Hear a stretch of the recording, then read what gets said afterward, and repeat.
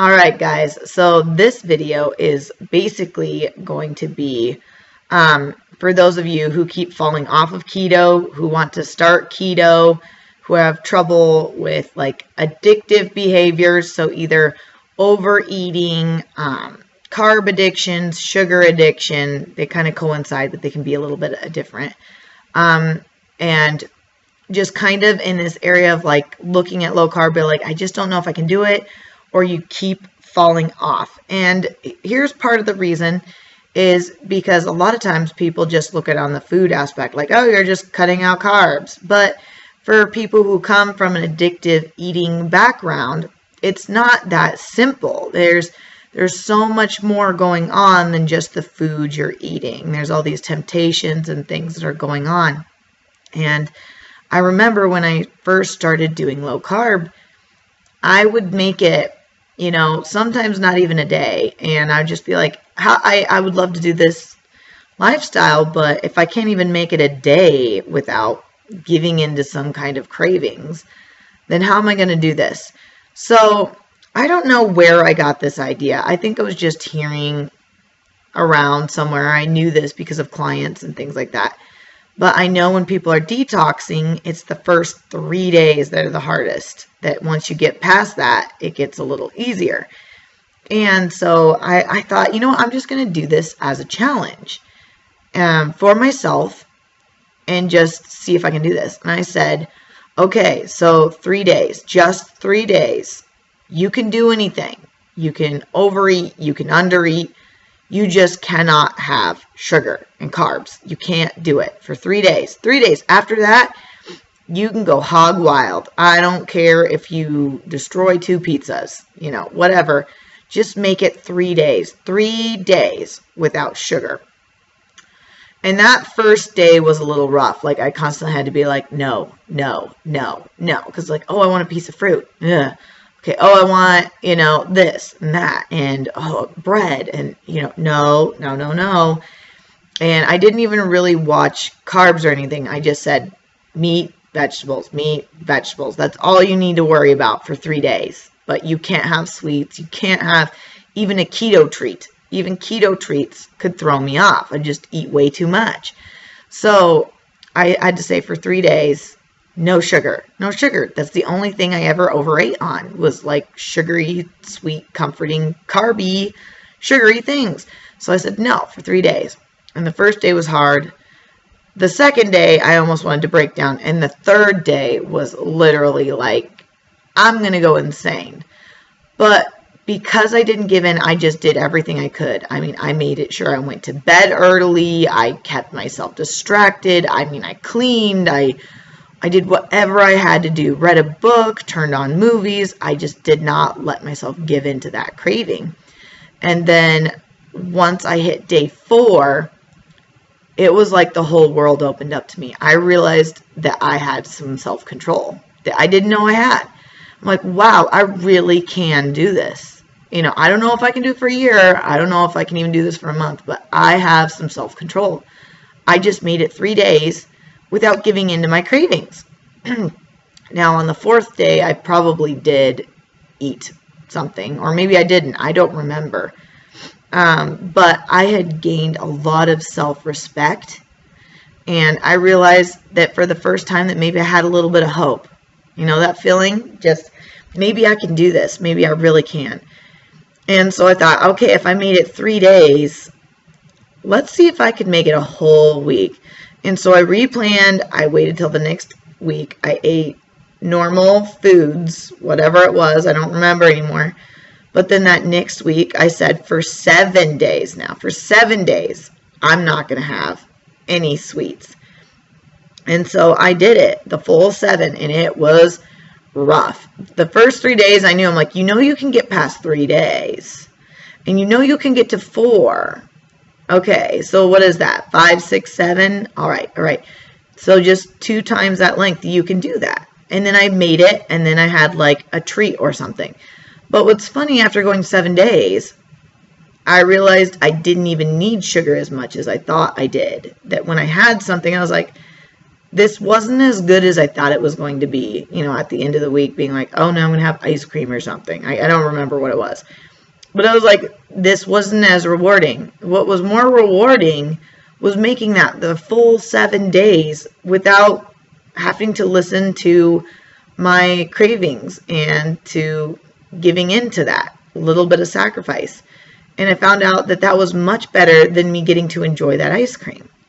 And then so I said, okay, if you can make it 7, you know, if you can make it 1 week, you know you can make it 2. And then I set a goal for 2 weeks to get through 2 weeks. Just 2 weeks, no sugar, no addictions, no cravings. You can't give in to those things. And 2 weeks, first week I find is hard. You feel like you can almost do anything for 1 week. For 1 week, I could give up food entirely if I had to. But 2 weeks is where you start to put your guard down a little bit. And that's where weird things, where you have like an accident, like you forget to bring food with you or something. And then all of a sudden you're like, everything is calling your name. And I did make it through the 2 weeks, but it was way harder. I almost failed, I think, several times. And then I think I tried to make it 3 weeks, and that's when I messed up. I had like a cookie or something because I was at a party. I hadn't planned, hadn't had food, and I was like, dang it. Well, it's 1 cookie. You know, I've done really good. Well, guess what? It just restarted all those cravings again. I felt bad because I didn't make it to my goal, and I gave in to something that I didn't really want. Didn't even care about cookies. So then I started to say, you know what? I can see how beneficial this is. I want to set a lofty goal for me, but I want to go 1 full month without sugars. 1 full month. And when I did that, I dropped like 20 pounds my first month. 20 pounds just by eliminating all sugar, everything. I mean, no stevia, no nothing. Nothing. For a full month, I didn't even add dairy in. Okay, you think you're hardcore with keto? I cut all this stuff out. And it's because I had an overeating problem with that too. I took everything out that I overate. That included nuts. It was really meat and vegetables for a whole month. And then after I got through that first month, I was so on top of the world that I said, I'm going to do this 2 months. Just 2 months. And once I made it through that second month, I knew I could do anything. I gave myself enough confidence. I knew that there was self-control in me, that it wasn't easy, but I could do it. I could allow myself to have 1 treat after that and not blow it. I just knew that I always, once I did, I had to start back over again. I gave myself a blueprint to follow. So that after that, okay, you got to go out with your family. You had a little special dessert, whether it was keto or not, okay? You had a little treat, maybe some pasta or some ice cream or something, you know, even in the keto range of that, whatever. But now you got to start back at day 1, 3 days again. And then I'd say, okay, if I know I can make it through these 3 days, and I would, I'd be like, okay, this is a lot easier as long as I can make it through those 3 days. And 3 days, that's all you had to do. That's all you had to think about again. 3 days, 3 days. And after 3 days, okay, you made it past 3. You know you can do 7. You've done 7. And so I'd get through 7. Okay, we know the second week is the hardest. We know that.